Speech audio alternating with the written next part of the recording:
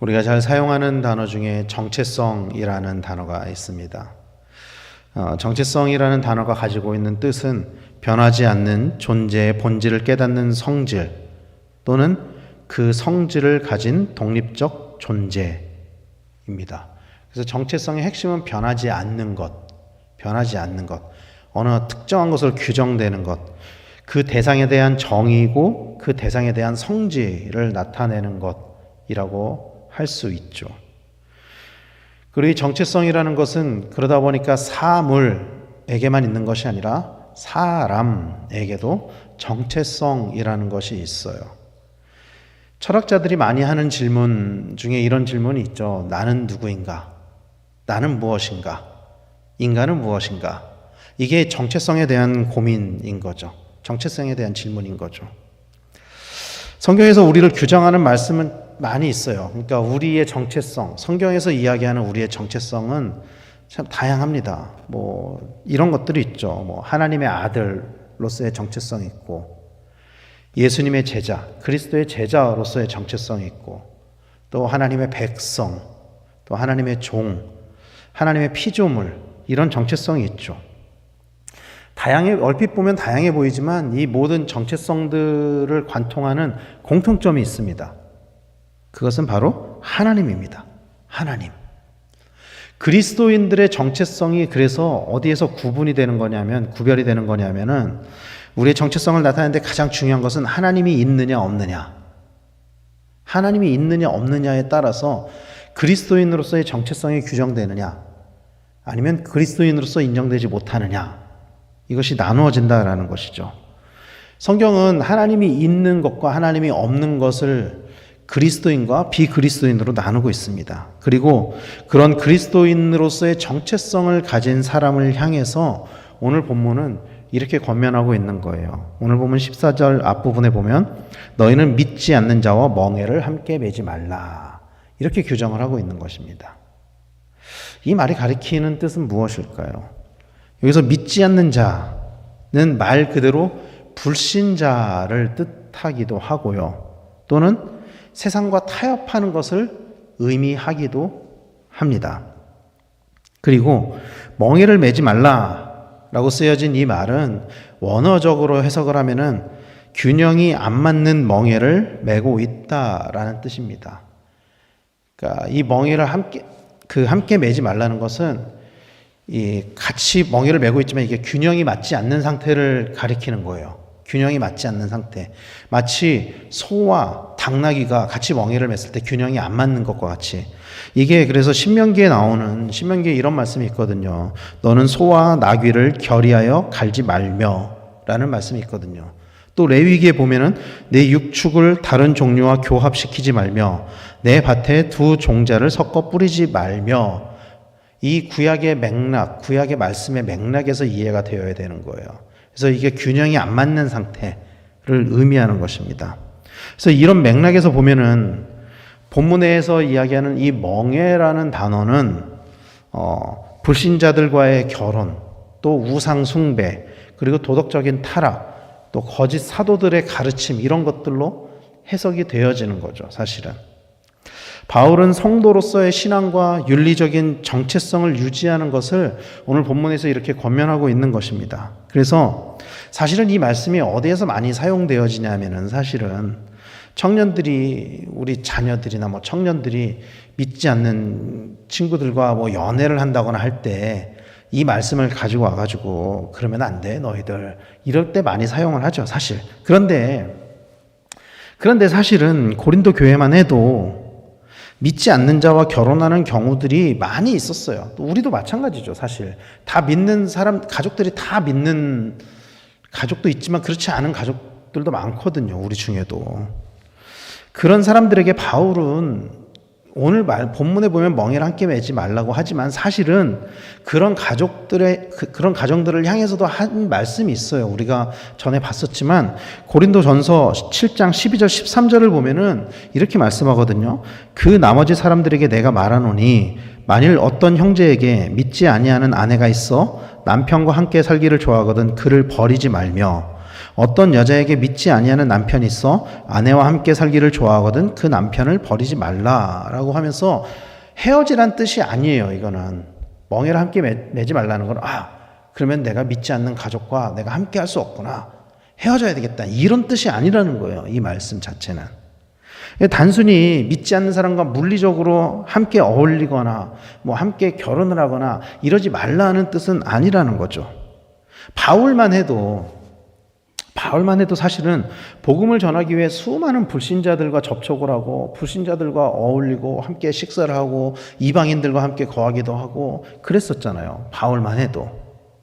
만약에 문자 그대로 믿지 않는 자와 어울려서는 안 된다, 그렇다면 복음이 전혀 전파되지 못할 것입니다.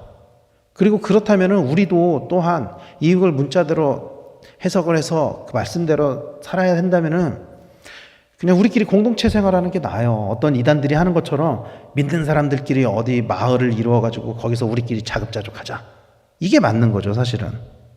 그래서 이 말씀의 의도는 믿는 자와 믿지 않는 자의 구분을 이야기하는 것이 아니라, 물리적인 구분 이렇게 나누는 것을 이야기하는 것이 아니라 구별을 이야기를 하고 있는 거예요.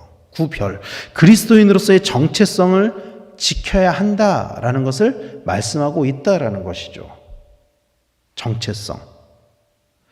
물론 사도행전의 초대교회는 일종의 공동체 생활을 한 것으로 추정이 됩니다. 처음 사도행전 말씀에 보면은 자기의 소유를 팔아서 내놓고 교회에서 같이 생활을 하는 것처럼 그렇게 나오긴 하거든요. 그런데 이 말씀을 받고 있는 고린도 교회는 그 처음에 예루살렘 교회와는 상황이 전혀 달라요.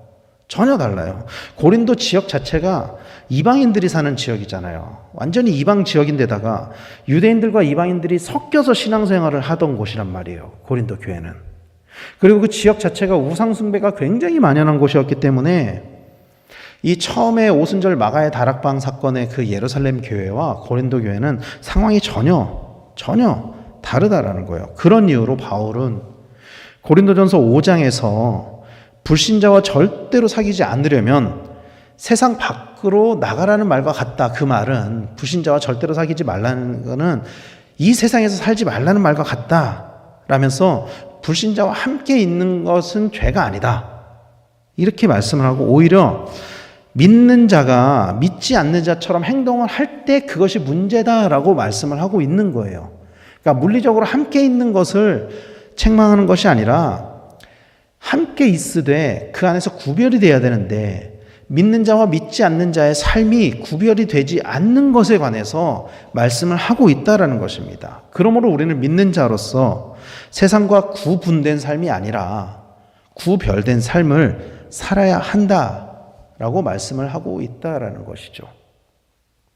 믿는 자가 믿지 않는 자와 같은 삶의 모습을 보이면 안 된다라는 것입니다. 그리고 그렇게 살아가기 위해 우리가 하나님의 성전과 같은 삶이 되어야 한다라고 말씀하고 있는 거예요. 오늘 보면 16절 중반에 보면은 우리는 살아계신 하나님의 성전이라 이렇게 말씀하고 있거든요. 성도들의 몸이 하나님의 성전인 것에 관하여서는 바울이 여기에서만 언급한 것은 아니에요. 고린도전서에서도 이미 고린도전서 3장 16절에 보면은 너희는 너희가 하나님의 성전인 것과 하나님의 성령이 너희 안에 계시는 것을 알지 못하느냐, 이렇게 말씀하고 있거든요. 그러니까 바울의 그 교회관, 또 바울의 그리스도인들에 대한 정체성은 확실해요. 그리스도인들은 하나님의 성전으로서 하나님이 거하시는 곳이 되어야 된다. 그렇기 때문에 구별되어야 된다. 이게 바울이 가지고 있는 그리스도인으로서의 정체성이에요. 명확한. 바울은 이미 우리 그리스도인들이 하나님의 성전이고 하나님이 우리 안에 계신다라고 말씀했습니다. 특히 오늘 본문에서 성전으로 사용된 헬라어 나오스라는 이 단어는 히브리어, 구약의 히브리어에서는 어떻게 사용되어졌던 단어냐면, 이 단어는 구약의 성전 중에서도 하나님의 임재를 뜻하는 지성소를 가리키는 단어예요. 지성소. 그러니까 성전이라고 번역을 했지만 이 단어가 가지고 있는 본래의 뜻은 지성소를 뜻한다는 거예요. 지성소는 거룩하지 않은 것들은 존재할 수 없는 곳이죠. 거룩하지 않은 존재들은 지성소에 들어가면 죽임을 당하는 곳이었어요. 그런 이유로 우상과 일치할 수 없다라고 오늘 본문에서 바울은 말씀하고 있는 것입니다. 그리고 우리가 하나님의 성전으로 살아갈 때 하나님이 우리를 하나님의 백성으로 하나님의 자녀로 삼아주신다라고 약속하고 있는 거예요. 오늘 말씀에서. 우리는 이 세상에서 살아가면서 사실 믿지 않는 사람들과 함께 살아갑니다. 더러는 우리 가족 중에 믿지 않는 분들이 계신 경우도 있고요. 또 우리의 직장에서 또 우리가 교제하는 사람들 중에 믿지 않는 사람들과 교제하거나 함께하는 일들이 많이 있죠. 그렇게 살아갈 수밖에 없어요. 우리가 살아가는 사회는. 왜냐하면 모두가 100% 그리스도인은 아니니까요. 그러나 그 안에서 우리는 반드시 구별된 삶을 살아야만 합니다. 우리의 정체성을 하나님께 두며 그리스도인의 삶의 모습을 가지고 살아야만 합니다. 왜냐하면 비록 지금은 우리가 다 함께 섞여서 있잖아요. 섞여서 이 안에서 구별된 삶을 살아야 되지만 언젠가는 구별이 아닌 구분되어지는 때가 오기 때문이에요. 언젠가는. 예수님께서 그 마지막 날에 일어날 일을 이렇게 말씀하고 있습니다. 마태복음 25장 32절 33절 말씀에 보면은 모든 민족을 그 앞에 모으고 각각 구분하기를 목자와 양과 염소를 구분하는 것 같이 하여 양은 그 오른편에 염소는 왼편에 두리라. 마지막 날에 하나님께서 친히 구별이 아니라 그때는 구분하시겠다고 말씀하시는 거거든요. 그렇기 위해 우리는 함께 섞여 있지만 구별된 삶을 살아야 한다라는 거예요. 양과 염소는 같은 초장에서 풀을 뜯지만 결국에는 오른편과 왼편으로 구분되어질 것입니다. 알곡과 쭉정이는 마지막 날에 나누어지게 될 거예요. 벼와 잡초는 수확의 때에 나누어져서 잡초는 버려지게 될 것입니다. 사랑하는 성도 여러분, 그러므로 세상 사람들과 같은 삶을 살지 마시기를 바랍니다. 우리의 삶의 모습이 세상 사람들과 같은 모습이 되지 않기를 바랍니다. 세상 사람들과 똑같은 모습으로 살아가지 마십시오. 세상을 사랑하고 돈을 사랑하고 또 세상 사람들의 성품을 가지고 살아가는 것들, 그런 모습을 버려야만 합니다. 그리고 우리는 그리스도인의 정체성을 가지고 살아가야만 합니다. 세상과 타협하며 살아가는 것이 아니라 정체성을 지키면서 성전으로서 구별된 삶을 살아가야만 합니다.